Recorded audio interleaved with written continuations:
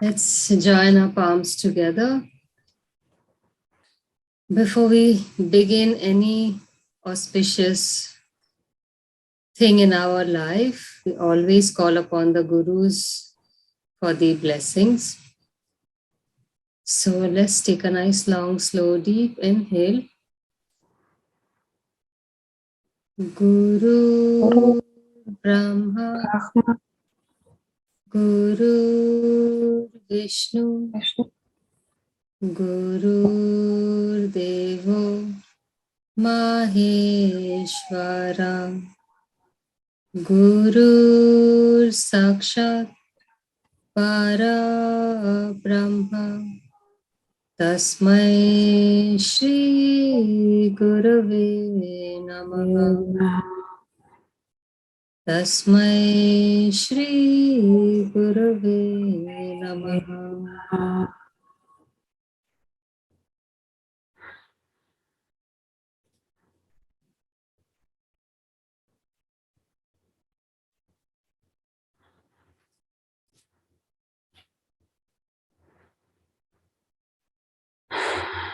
Hello and welcome everyone, and thank you Gagori for joining us today again.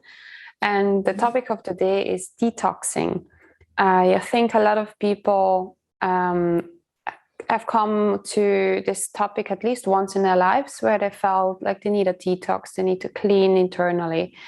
But there's a lot of misconceptions about the topic and a lot of confusions, a lot of different trends. And so we want to talk about this topic from an Ayurvedic viewpoint and also from a yogic viewpoint.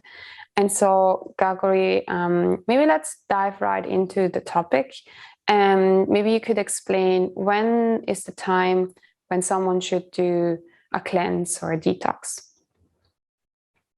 So detox needs to be done basically to pause, take a pause, because in most of the time we are looking at the outside, how we look and how everything is from the outside, but most of the people do not see what is the reaction that is happening inside. So detox is taking a pause.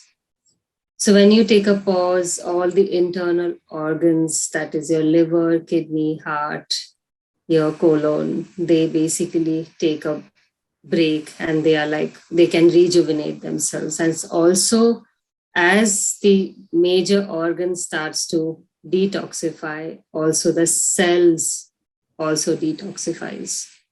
So everything just comes into alignment. Otherwise, we start falling ill.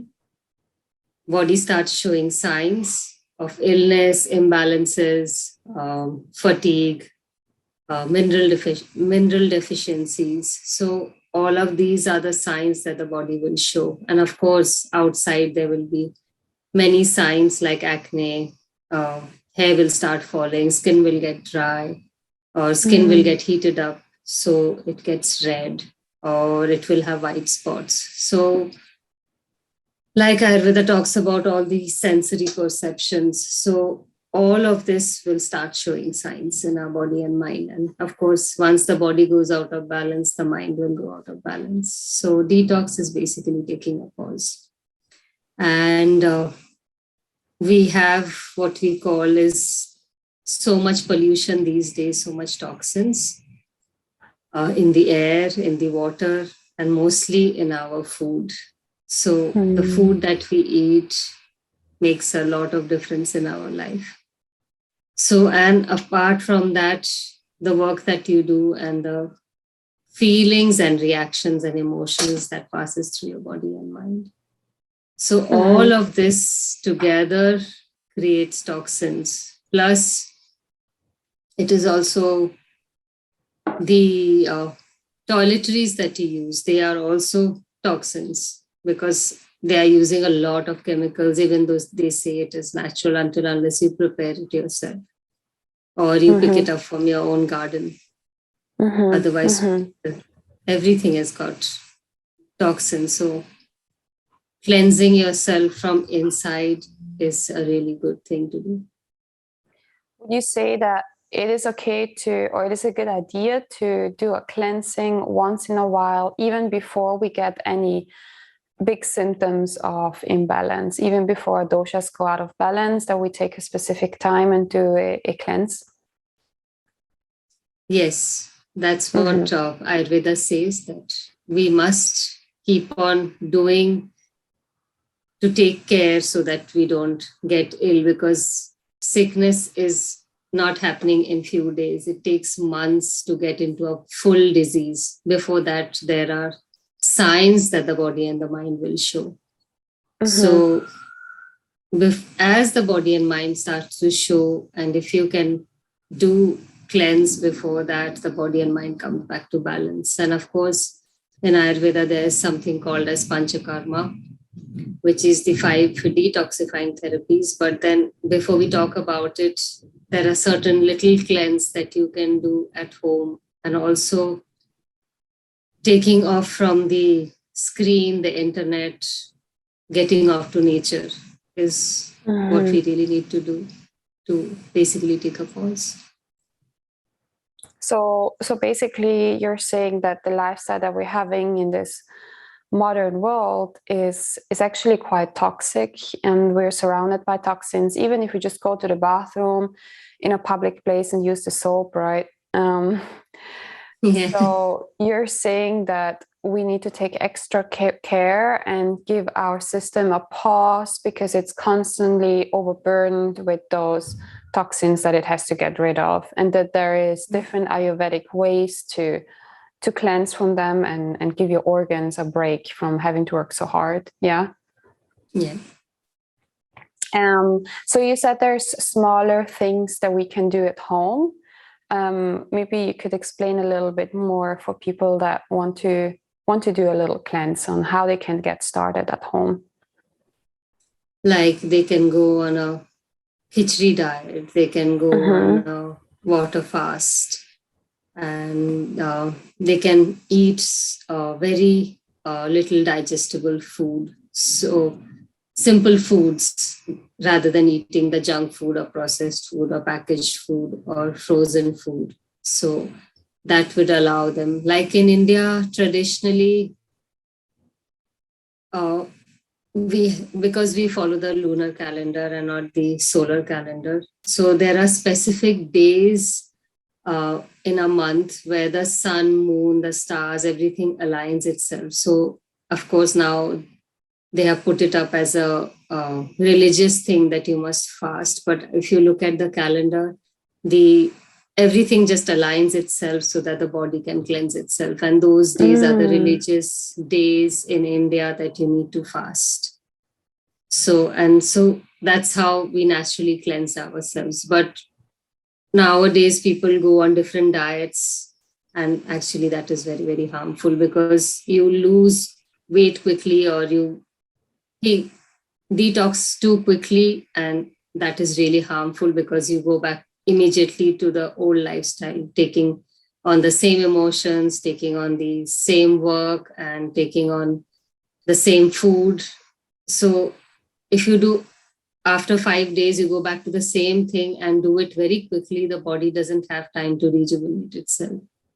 So doing it every month, like if you're doing a water fast, you do it, like you do it one day for 24 hours, and then body goes back to its balance, and then you do it the next month. So slowly you can do things like that. But people go on a crash diet or a crash fast or a immediate something that is immediate, and that is not helpful.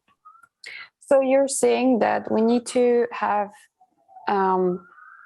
so for example, with the water fast, we do a shorter time, we just do one day instead of too much of a time. And so we can implement in our daily life without overwhelming our system, and without then having a yo-yo effect where after the fast, we go back and eat a lot of junk food. So it is, the cleanse has to come with an integration where it has an effect on our daily life, where we don't do very unhealthy things in our everyday life as well. Is that what you meant? Yeah. Yes, but then water fast is something that you don't do for too long. You just do it like mostly 24 hours to 72 hours, and that's already good for the body. Yeah. And so you said you could do a water fast once a month? Yeah. Mm-hmm. Yeah. And you know what's really interesting, what you said before, that the religious events where you're supposed to fast align with the stars. I think that is really beautiful. And I was thinking, we have some friends here that do Ramadan. And then I was thinking that even for the Christians, they do the fasting.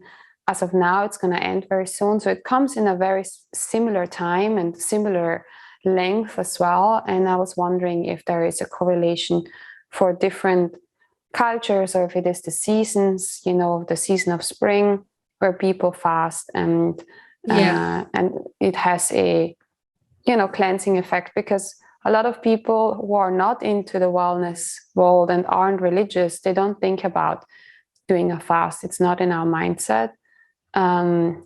But yeah, maybe it is a really good idea to take a break once in a while and return to ourselves, especially if it's not just something we do for the body, but like you mentioned before, we integrate our mind and our emotions.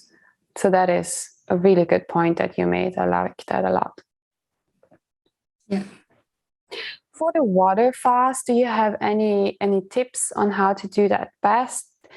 So that I remember I did a water fast, but I found it really hard, to be honest. Especially the next day, I felt very weakened, and I wondered if maybe I didn't have enough strength to do that, or enough ojas. Maybe my vata was too big. I don't know what exactly it was, but I felt very depleted the next day.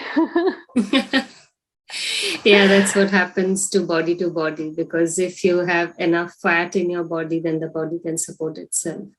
But if you are not, if you're not like, you don't have enough weight, then like your vata is too high or pitta is too much. For kapha people, it is easier to handle. But for vata and pitta, and especially vata, needs to be very, very careful. Yes. I definitely have both pitta and vata inside of me. And I see it with my husband, who can skip a meal and he's fine. He's more kapha. I cannot skip a meal. Yes, I could never fast because I'm a vata person. So so it's harder. Yes. So for people like us, is it better to do a khichdi cleanse, for example, to start with? Or we could, vata and pitta could do half a day of fasting, or intermittent fasting would be very good for vata and pitta, but not a strong fast. So intermittent fasting, meaning that we skip breakfast and then have, or no, actually we skip dinner, right? And then we can do breakfast and lunch. Yeah. Yes, that's what we did traditionally in India, that people did not have the night meal, but now it is reversed in the modern world, that people skip breakfast, and that really affects the hormonal system. The whole endocrine system goes out of balance. And on top of that, people, instead of having breakfast, they have tea or they have coffee to not feel hungry. And in the morning, with the sun rising, and when you have breakfast, the body can make the hormone, or the happy and calm hormone called serotonin. So if you skip breakfast, you're not making serotonin, and that's what affects the whole system, and then it goes out of balance.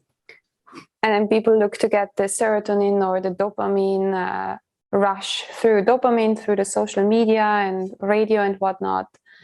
Maybe not radio, no one listens to radio anymore. But screens and coffee is a good substitute for people then to get that rush.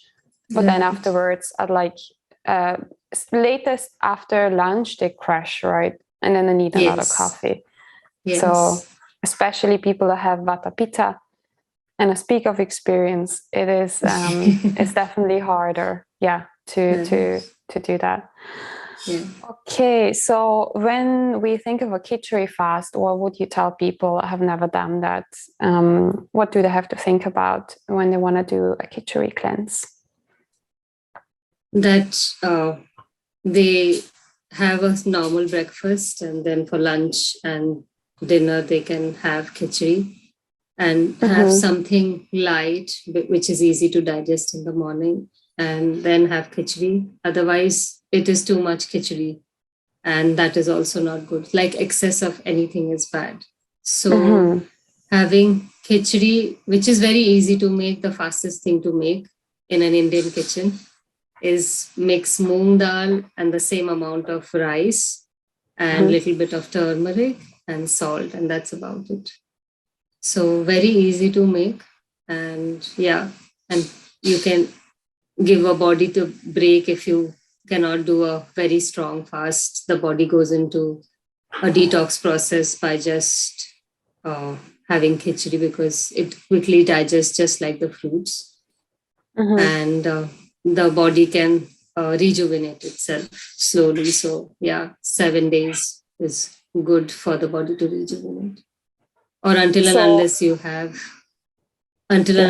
have something, some strong imbalance, then you will need to do it probably longer. So for a breakfast, they could have, for example, oat porridge, something like that. Would that be a good idea? Because it's also quite warming. Yes. And maybe would you just have it plain, or would you have some spices according to the dosha with the porridge? For example, you could add that. Okay. You could add that, yeah. And with the khichdi, do you use ghee with that, or you just make it with water? That will depend on person to person. For vata, it would be good to add ghee. For pitta, it would be also good to add ghee. And for kapha would be some spices like ginger and cinnamon. So that would, and anyways, turmeric is good for all doshas. Okay, good. So, yeah, they could add that. And would you use the big mang dal, so the full one, or the split one? The green one or the split mang? It doesn't matter. It doesn't matter. Okay. Both are easy to digest. Okay, yeah, that's really good. And then you said you were mentioning panchakarma, which is a bigger detoxification process. Maybe you could explain to people what that is. So pancha karma, pancha means 5 and karma means actions, and actions, karma has 2 meanings. That is, one, what you do with your body and mind. So the body and mind will give back what you do with it. So that is karma. So what you sow shall you reap is the English term for it. And another Ayurvedic term, panchakarma, would be the detoxifying therapy. So there are 5 detoxifying therapies. So Vamana, Virechana, Vasti, Nasya, and Rakta Moksha. So Vamana is vomiting. So if you look at the upper part of the body, it is mostly made of more fat and more mucus than rest of the body. So when there's too much accumulation of mucus in the body, of too much accumulation of fat that needs to come out, then Vamana is done. So Panchakarma is done, not all the 5 therapies or 5 detoxifying therapies on one person. It is depending on person to person. So if you have too much kapha, then you will be given Vamana, or too much mucus or too much fat. That will depend on person to person. And it is not, and then you prepare the body. Like I said, we don't get into detox just like that, because you need to prepare the body. And that's what Ayurveda did for so many thousands of years, is preparing the body for 7, 14, or 21 days, so that all the toxins can come into the central channel. So that's what we do. And one day you are given some herbs, and then the vomiting starts, so that all the mucus can come out. The second one is Virechana. Virechana is purgation. So you have some herbs and it goes into diarrhea or loose stools, or it's called purgation. So when you have the herbs, after half an hour or so, it takes out all the heat from the small intestine, because the small intestine is very heaty and that controls the pitta in the entire body and mind. So having some herbs, and then 15 to 20 times you have loose stools, just all that heat going out of the body. So that's a big cleansing. And then you need to rest. So for Vamana and Virechana, that is vomiting and purgation, you will need to rest after that, because you feel everything starts to come out. It's not just the detoxifying of the body, but also the mind. So you feel very emotional, you also feel very tired. So that was is the for kapha, and then for pitta, that is Virechana. The third one is called Vasti, which is enema. So there's oil or a water decoction that is put through the anus so that the colon can get hydrated. And this is for Vata. So again, 7, 14 or 21 days, you need to prepare the body. And every day there is oil or decoction put through the anus so that the colon can get hydrated. And that is for Vata. When Vata goes out of balance, then you put in oil so that the colon can absorb oil, because once the colon gets dry, everything in the body starts to show signs of drying and the Vata starts to go up. Yeah. So that is Vasti. And then Nasya is directly connecting with the brain and also with all these sense organs, that is the eyes, ears, nose, mouth, tongue, so and the skin as well. So the 5 sensory organs. So when you put oil or ghee, or you can put fresh juice, herbal juice through the nose, and that goes into the brain. So as we are growing older, our brain also starts to dry out because it's made of mucus. So when you put two nasya, the brain also gets lubricated naturally. So that is nasal medication, that is nasya. And the last one is Rakta Moksha, and Rakta Moksha is bloodletting. So when there is an impurity in the blood and the body starts to show signs that there is impurity, like say thrombosis, or any skin gets really red and heated, and or there is a poisonous insect bite. So there are, you can do leech therapy, or you can cut those, prick those part of the body which a physician or an expert needs to do. And also there is cupping therapy, where you collect all the bad blood and then prick it, and all the bad blood goes out of the body. So these are the 5 detoxifying therapies that is done by Ayurveda to cleanse the body. And when you're doing it, it feels horrible. But once you are done with it, you feel so good that you feel actually you are reborn or totally rejuvenated.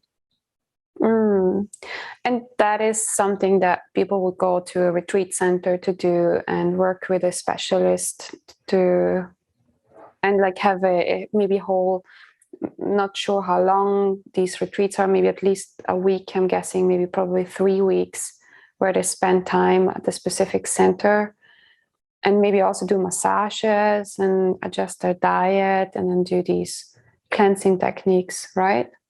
Yes. So it's a whole thing, either 7, 14 or 21 days, depending on how much time a person is willing to give. And it is also, so preparation for this is like, there's massage, there's diet, there's steam.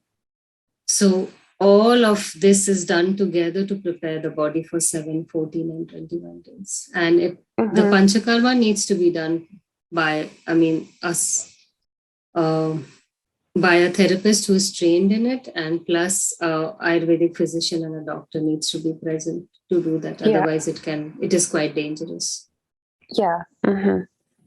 Yeah, that's beautiful. So that's something for people to think about when they really want to work on their health. Instead of maybe next time going on a holiday, you could do a panchakarma, and it might not be as pleasant a holiday, but when you come back, then actually you will have the strength to make more changes in your life and just feel better generally.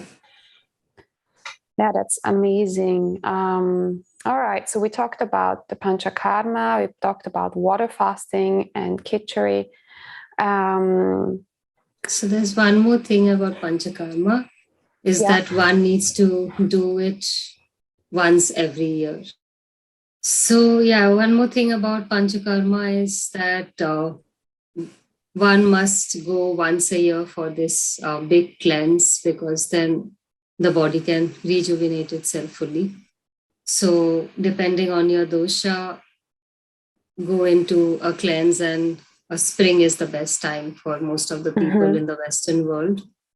And India, it is the rainy season or the monsoon season, because that's when all the doshas are ready to cleanse itself in India. So yeah, but otherwise, if you don't have time, anytime you have time, just go for panchakarma. So that is what panchakarma suggests, that go for one big cleanse once a year. It's very important for each body and mind. Yeah, and I know that there is a lot of good panchakarma places in India, right? So I'm not sure if there is a lot of panchakarma places in the. I'm sure it's also good in the Western world. There's some, but is Kerala the hotspot for people to go to, or do you think it doesn't really matter? Or what is, maybe give us like a tip of how we can choose a good place if we don't quite know what to look for?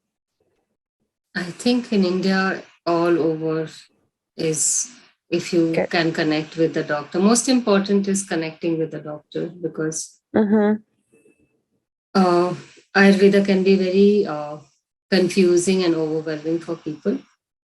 So it would be good to find a good doctor or a good Ayurvedic center where you connect with the doctor and the therapist, because if you don't connect with the Ayurvedic doctor or the therapist, then it gets difficult for the person. So it is important how you feel. That is most important for anything you do in life. So if you feel that connection, then one must go ahead and do it. Yeah, I love that advice. That's beautiful. That's great. Is there anything else you would like to add on the topic for now? No, I think that is good. And we did not talk about the juice fast and the raw food diet. So juice fast is not written in Ayurveda. So we never got to know about juice fast. Juice fast is something very modern. And juice fast is not really, again, it is like any other diet. Juice fast is not really recommended for people, because that really shakes up the metabolic activity of the body. It plays with the blood pressure level. It also plays with the it can cause a sudden lowering of blood pressure. It could cause diarrhea, so that can cause dehydration. So, and then there could be a lot of mineral deficiencies in the body. So if one is doing a juice fast, they need to be careful and do it slowly and get into it slowly, not just get into it all of a sudden. Slowly stop eating food and then do the juice fast, and then immediately after the fast, don't just get back to normal life and start eating, because that's what really throws all the organs and the systems in the body out of balance. And also, raw food diet, avoid having raw food at night. So, because that is too cold and too much for the digestive fire. So these are the two things that I wanted to say. Yeah. So instead of doing a juice fast, people could maybe, well, according to their dosha as well, but maybe a soup, maybe eating more soups, or maybe doing the khichdi, or if they want to go a little more into the fasting, then just do a water fast instead of the juice fast, and maybe not have it as long, right? That's Right. something, yeah. Good. Yeah. Yeah, I think with Ayurveda, it always considers Agni, the digestive fire. So you don't want to do something that's too much stress for the digestive fire. And then if we eat something cold, even if people put like the smoothies where they put a lot of ice in it, is very wet and cold and can take out the fire, right? Right. Yeah. Yes. Yeah, so that is something what you said before as well with, or I'm not sure if you said that, but we need to learn how the body responds. So not just do it with our mind. We read something on the internet and we do it and we don't feel good and we ignore the signals of the body. So it's something that we need to become aware of. How do I feel during and after the whatever I'm doing, cleanse, Right. yoga, even with yoga, right? Because sometimes there Yeah. is different yoga classes or yoga techniques that may not be bad, but maybe not be the right techniques and the right classes for you. So it is about tuning into yourself and feeling how the effect of the classes or whatever you're doing. Yeah, and one thing that I wanted to add to this topic is, and it just came during this talk to me, the memory of it. The first time I really got into more of the yoga and the meditation was when I was doing a Vipassana retreat in Thailand. And we had very healthy food from their garden mostly. We would eat a rice soup in the morning and we had a big lunch and then only a tea or maybe a cacao at maybe 5 p.m. as dinner. And we did that for 10 days. And I remember how, even though that was not a full detox in that way, but just eating at these regular times, eating no dinner, and eating really good food. And also the whole meditation had such a big and profound effect on me that when I left, I felt so much brighter. I felt the colors are clearer. I felt as strong and healthy as never before in my life. And one of the things that also contributed to that was a detoxification of the sensory overload that we get. It was so good and so healing to know that during this time, even if there would be another 9/11, we wouldn't even be aware of it. We would just not get any information from the outside world. There was nothing for the mind, no new stimulation. And so if you think about it in yoga, it's not just the postures. We talk about the 8 paths limb in Patanjali's work. And one of that is pratyahara, and that is your relationship to your senses and what you take in through your senses. And so if you want to get a bit more quiet inside of yourself, or if you want to have more influence on how you feel, it's also important to decide what you're letting in. And it's not just the food that you're letting in, it's also what kind of news do you watch, what kind of shows do you watch, what kind of people do you hang out with, what kind of words do you speak and listen to, and what kind of thoughts are running through your mind. So all of that comes into play. And when you, for example, do a Vipassana retreat, there is no talking. And slowly, you will think the same thoughts over and over again, and you will get bored. There's not much new stuff coming in. And slowly, this quietness will come in and this presence. And it is very, very healing and detoxing for the mind as well. So that is one thing that I would advise everyone to consider, even whatever cleanse you're doing, to also maybe consider doing a cleanse of your senses, of your mind, and doing whether it's pranayama, mantra, meditation, or just detox cleanse where you don't use any screens, and maybe go out in nature and be in nature, because that is very detoxing and very calming and balancing. And if you want to do yoga at home and with a cleansing, detoxing effect in mind, I would recommend that you do more of twists. So twists are very detoxing, and they will have a very, very good effect on the Agni, on the digestive fire, and our digestion. So in the yoga tradition, we say that twists, they help us to digest not just the food, but also our life experiences. So if you think about digestion, it is almost a magical process where you take something material and then you extract from it the nutrients, the vitamins, and the life force, the energy that it gives to you. And what you don't need anymore, you let out and you flush it down the toilet, right? So it's this alchemy that happens inside of you. And the same can happen with your life experiences.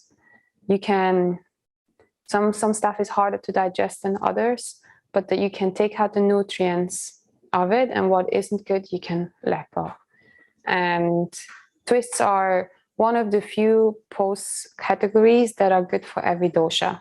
So they're good for vata. They can help with bloating, for example, right? So they're good for vata, calming and centering. They're good for pitta because they also balance that digestive fire, and they can help to get rid of too much heat. And they're also good for kapha. Kapha can have them as well. They open the chest a little too. So twists are good for everyone, especially when we have that in mind, that we want to use them as a way to digest and come back to ourselves and to let go. So yeah, maybe just build in a few more twists in your practice. I think that is it for now, unless Gagori, you would have something to add, or you have another question, or... I just wanted to add that adding the asanas before the detox is good, because then after the detox trying to do the asanas or any yoga would be too much for the body. So so it's a good preparation. It's a good preparation, yes. That's what I wanted to add. Yeah.